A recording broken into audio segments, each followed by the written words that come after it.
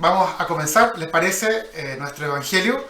Vamos a comenzar leyendo el texto bíblico que nos acompañará el próximo domingo. En el nombre del Padre, y del Hijo, y del Espíritu Santo. Amén. El Evangelio es el Evangelio sexto, no es Marcos, está mal puesto ahí, es el capítulo sexto de Juan, el que nos va a acompañar el próximo domingo.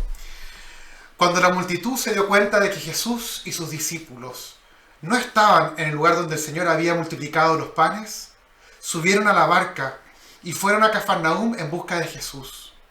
Al encontrarlo en la otra orilla le preguntaron: Maestro, ¿cuándo llegaste?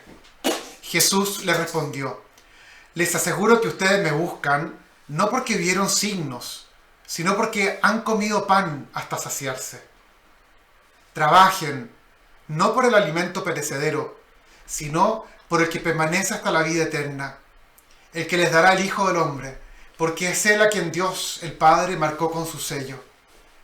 Ellos le preguntaron: ¿qué debemos hacer para realizar las obras de Dios? Jesús les respondió: La obra de Dios es que ustedes crean en aquel que Él ha enviado. Y volvieron a preguntarle: ¿qué signos haces para que veamos y creamos en ti? ¿Qué obras realizas? Nuestros padres comieron el maná en el desierto. Como dice la Escritura, les dio de comer el pan bajado del cielo. Jesús respondió: Les aseguro que no es Moisés el que les dio el pan del cielo. Mi Padre les da el verdadero pan del cielo, porque el pan de Dios es el que desciende del cielo y da vida al mundo. Ellos le dijeron: Señor, danos siempre de ese pan. Jesús les respondió: Yo soy el pan de vida. El que viene a mí jamás tendrá hambre. El que cree en mí jamás tendrá sed. Bien, lindo el Evangelio que nos acompaña esta semana. Es capítulo sexto de Juan, del 24 al 35, para que tomen nota de este capítulo. Déjenme un segundo para ahí, perfecto. ¿Qué tenemos? Para entender este Evangelio tenemos que ir un poco más atrás. El Evangelio que no leímos el domingo pasado acá en Chile, en Santiago, porque fue la fiesta de nuestro patrono, Apóstol Santiago. Pero todos los años, entre julio y agosto, vamos a escuchar los domingos el capítulo sexto de San Juan, que es conocido como el discurso del pan de vida, que comienza con la multiplicación de los panes, y es un discurso largo que nos toma 4 semanas para descubrir quién es Jesús como alimento de vida. Es un evangelio muy importante. Fíjese, ¿se acuerdan que San Juan habla más que no habla en parábolas, sino que pone la figura de Jesús? Jesús, la luz del mundo; Jesús, el pan de vida, en el caso de hoy. Entonces, es una de las definiciones importantes que nos presenta el Evangelio de San Juan. ¿Qué es lo que fue lo que nos perdimos la semana pasada? Bueno, la multiplicación de los panes. El año pasado recuerdo que lo conversamos, un martes también, y veíamos yo les planteaba sobre todo que es importante entender cuál es el verdadero milagro. Que es cierto que multiplicó los panes y es sorprendente, pero el verdadero milagro es que comprendamos que cuando compartimos lo que tenemos, esto alcanza para todos, es fuente de vida para todos. Es una propuesta de mundo nuevo la que está presentando Jesús. No solamente un tema de multiplicar el alimento a través de una varita mágica.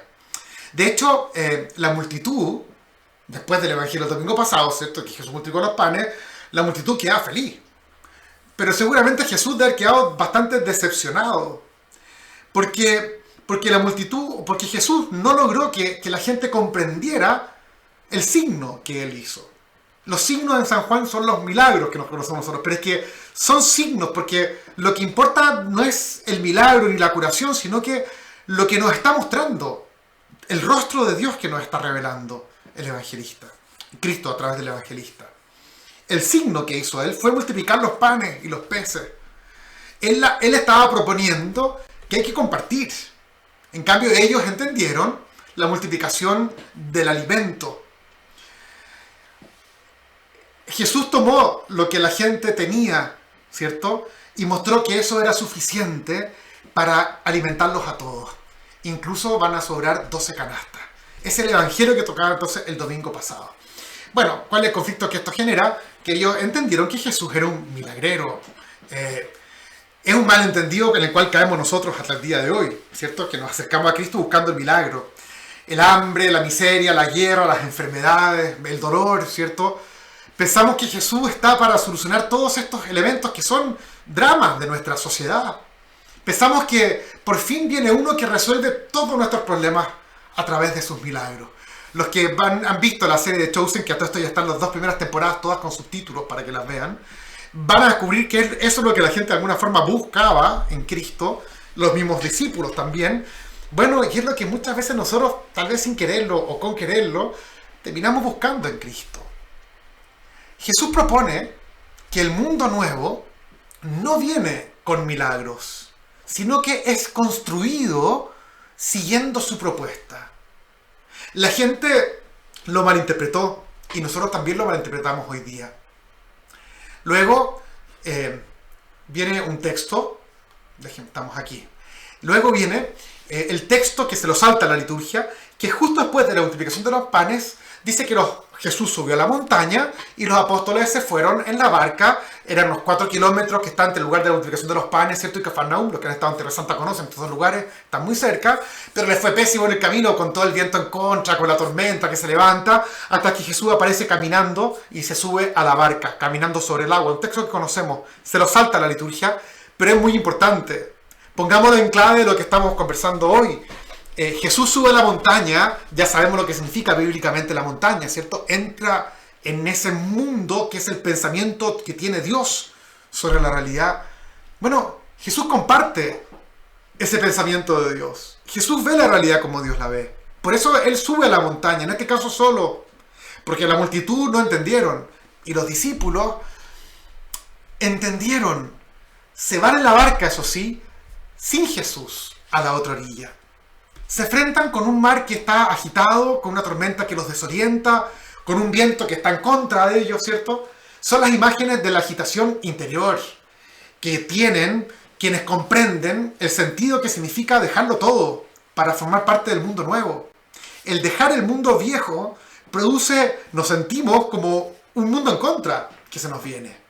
Es difícil la propuesta que hace Jesús. Él dice que comportarse como este niño, que lo que hizo fue compartir lo que tenía, ¿cierto? Y no se lo guardó para asegurarse su futuro, tampoco lo vendió, sino que simplemente lo puso todo a disposición de sus hermanos. Así, el hambre del mundo sí es saciada. Tienen el corazón agitado los discípulos, porque esta propuesta es difícil. Si nos la tomamos en serio, esta propuesta es difícil. Es la agitación cuando la palabra, ¿cierto?, exige la conversión del corazón. Eso no nos deja tranquilos. Entonces se acerca Jesús caminando sobre el agua. Fíjense que Él puede caminar por el agua porque el mar agitado no le afecta a Él. Ellos lo acogen en la barca y es entonces cuando se tranquiliza el mar. Cuando los discípulos acogen la palabra de Cristo, el mar se tranquiliza. Creo que entramos ahora en el Evangelio de hoy, de este domingo, ¿cierto? Y nos topamos con que la multitud va buscando a Jesús y llegan a la otra orilla donde Jesús estaba y nos vamos a topar con unas expectativas de esta multitud que es bien interesante porque ellos no entendieron el signo que Jesús hizo al multiplicar los panes. Ellos buscan a Jesús en su tierra y no lo encuentran. Ellos están confundidos, están desorientados. De alguna forma, ellos como nosotros hoy buscamos una aclaración de lo que Jesús viene a hacer a nuestras vidas. Ellos buscan a Jesús, pero no lo siguen. Ellos se quedan en su tierra, ¿cierto? Lo buscan por las razones equivocadas. Esperan de Él lo que Él no ha venido a dar. Ellos buscan en Jesús los prodigios que les facilite la vida en este mundo. Él podría resolver con sus milagros los problemas, ¿cierto? Son las expectativas que tenemos los cristianos también hoy. Y muchas veces nos vemos entrampados en esto. ¿Cuántas veces recurrimos al Señor por nuestras dificultades solamente? Para que Él resuelva nuestros temas materiales. ¿De qué sirve creer así? Jesús responde porque le preguntan, ¿cuándo llegaste? Le preguntan ellos. Pero esa no es la verdadera pregunta que ellos tienen. Ellos tienen otra pregunta. Ellos le quieren preguntar si va a repetir el milagro de la multiplicación de los panes y si podemos hacerlo para siempre, este milagro. Ellos se preguntan si Cristo realmente les va a resolver la vida o no. De hecho, sabemos que el capítulo 6 de Juan dice que quisieron nombrarlo rey a partir de todo esto. Y Jesús responde con respecto a esta verdadera pregunta. No de cuándo llegaste, sino que les dice: ustedes me buscan porque no han entendido el signo. Porque han quedado satisfechos con el pan. Es por eso que ustedes me buscan. No me buscan a mí, sino que ustedes buscan los panes y los peces. Es un malentendido del milagro que tenemos hasta el día de hoy. Buscamos la varita mágica que transforme las piedras en pan. Si pedimos que Jesús nos dé la luz para tomar las decisiones correctas, si le pedimos al Señor que nos dé la claridad para poder tomar decisiones y así no cometer errores, Jesús nos va a responder y nos va a enseñar a amar y nos va a enseñar a donarnos a los demás. Nos va a enseñar a no acumular los bienes, sino a pensar siempre en los demás. Pero en cambio, no le pedimos fuerzas para donar nuestra vida, sino que le pedimos recibir. Elevamos nuestras peticiones. Incluso el domingo en la misa lo hacemos así, pero le tendemos a pedir para que el Señor intervenga y resuelva nuestros problemas materiales. Muchos abandonan la fe por esto, porque el Señor no satisface sus expectativas. O a lo mejor aquellos que buscaban la respuesta a los conflictos materiales, hoy día se dan cuenta que esos problemas los soluciona la ciencia, la técnica, el desarrollo, y no necesitan del Señor para enfrentar sus vidas. ¿Qué es lo que sucede entonces? Espera, vamos un segundo sin la... Vamos, así, completo. ¿Qué es lo que sucede? La respuesta que Jesús da: no busquen en mí el alimento que perece, sino el que permanece para la vida eterna. Hay dos alimentos, porque hay dos vidas en este diálogo. Un alimento que es un alimento perecedero, que es alimento para la vida biológica. Y otro alimento que es para otra vida, para la vida del eterno, para la vida divina. A veces nosotros confundimos esto y les damos una materialidad a este alimento de la vida divina, pensando que mágicamente va a reemplazar al primero. Y esto nos pasa a veces con la mirada que tenemos de la Eucaristía. A veces tenemos una mirada, por decirlo así, biológica de la Eucaristía. Hay tantos milagros eucarísticos y uno va a Orvieto y está el pañito donde le cayó una hostia de Cristo y las migas y la hostia que se convirtió en sangre y un montón de otras cosas y el que estudia esto y le mete ciencia y descubren que la sangre del pañito era... Son cosas distintas. Es una cosa, no es un elemento biológico, alimento biológico. Algunos incluso en esta pandemia lo han enfrentado así, como desde la materialidad de la comunión, como si Cristo estuviera reducido a esa materialidad. No, Cristo se da, la presencia eucarística se da como alimento para nosotros, pero no es la hostia el alimento, es Cristo el verdadero alimento. Jesús no dice la hostia es el pan de vida, sino que dice yo soy el pan de vida. Y en la última cena, Él deja el pan como su cuerpo y el cáliz como su sangre. Pero el alimento es Cristo. Esto es muy importante que entendamos, porque yo no me alimento de la hostia, yo me alimento de Jesucristo, el verdadero pan de vida. Entonces lo primero es muy importante, el alimento biológico, sí, es muy importante porque esta vida material tenemos que desarrollarla y es la que necesitamos para poder amar y entregarnos. Pero hay que tener en cuenta que esta vida biológica perece, se acaba.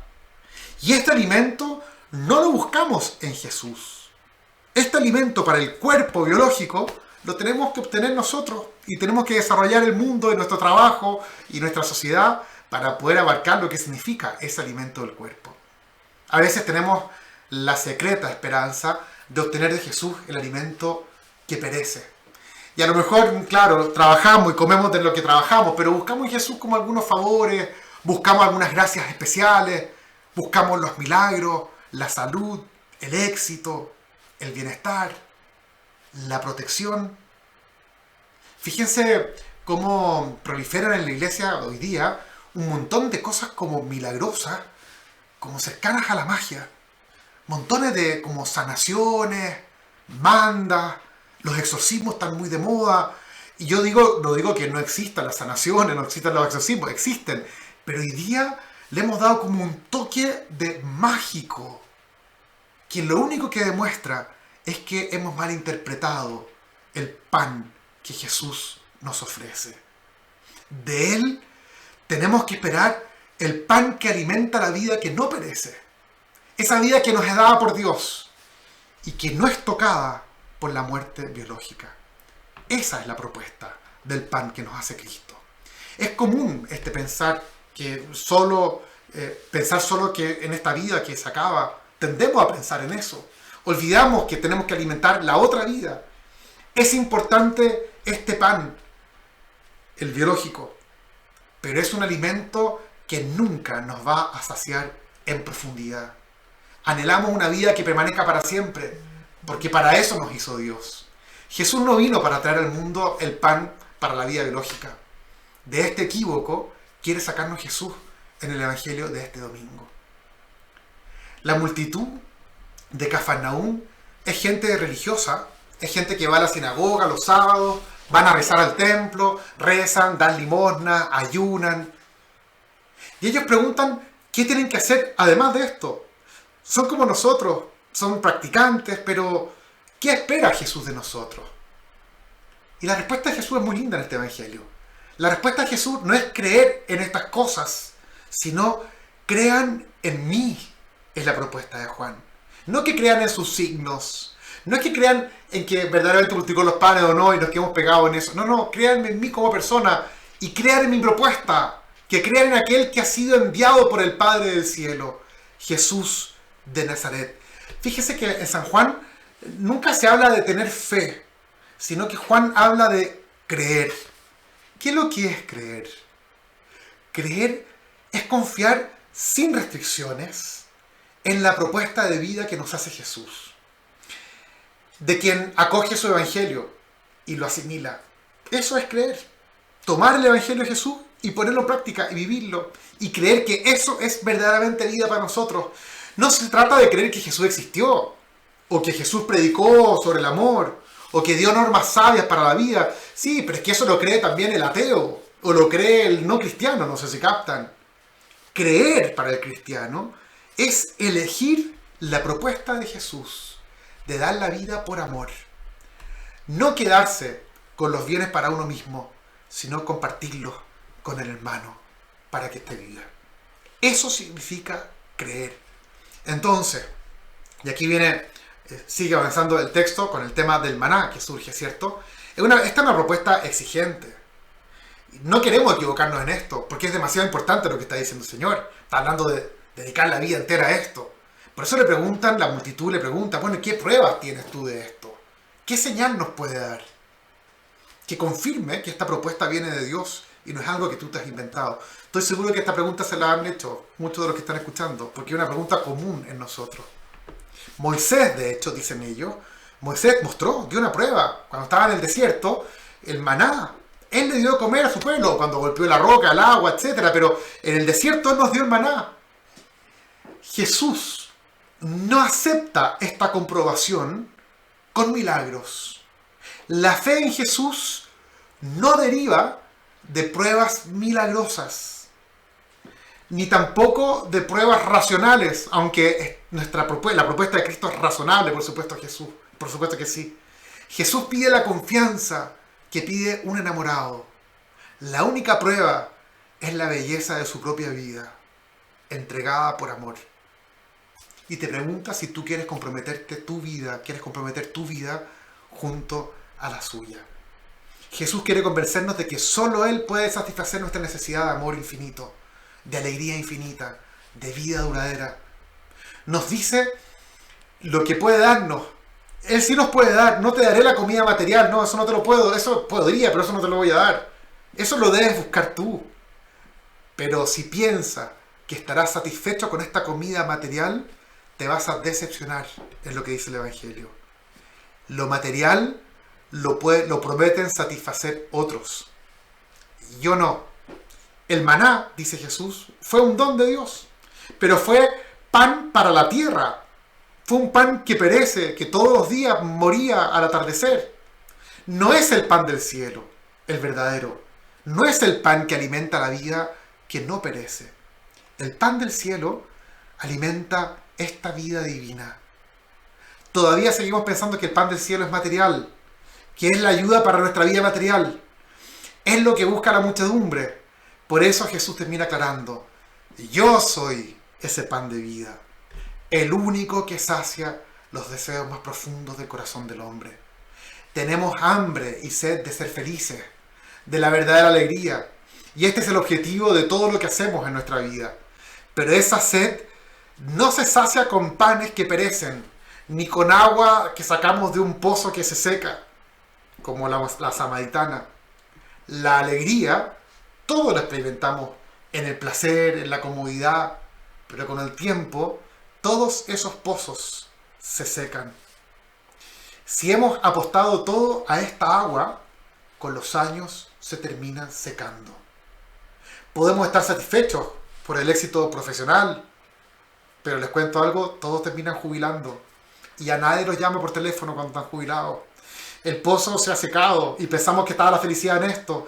Y dedicamos un montón de tiempo y de fuerza a ese éxito profesional. Y sin embargo, a medida que pasa el tiempo, más lo reconocemos como un pozo que se seca. Seguimos teniendo sed. La música, la pasión por la música, la pasión por los libros, por los viajes. Todo eso termina acabándose. Y la sed, en cambio, permanece en nosotros. Es la sed de infinito. Es la sed de Dios que Él mismo puso dentro de nosotros para que lo busquemos. Como lo dice el Salmo 42, mi alma tiene sed del Dios vivo. El único pan que sacia los deseos profundos del corazón es Cristo y su Evangelio. No el maná del desierto. No basta con que el Evangelio sea leído o evaluado intelectualmente o fríamente, sino que hay que asimilarlo, como el pan que cuando lo como se convierte en vida en mí. Así tenemos que asimilar el Evangelio. Y hasta que no encontremos este verdadero pan, vamos a estar inquietos. Aunque nos llenemos con todos los bienes de este mundo, nuestro corazón seguirá inquieto. Bien, hasta ahí un lindo evangelio que me parece que es interesante y lo vamos a seguir escuchando en distintas.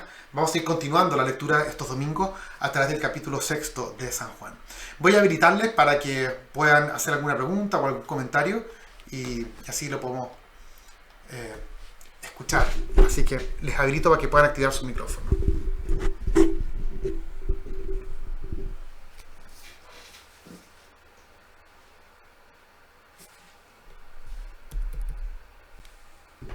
¿Algo que decir o nones?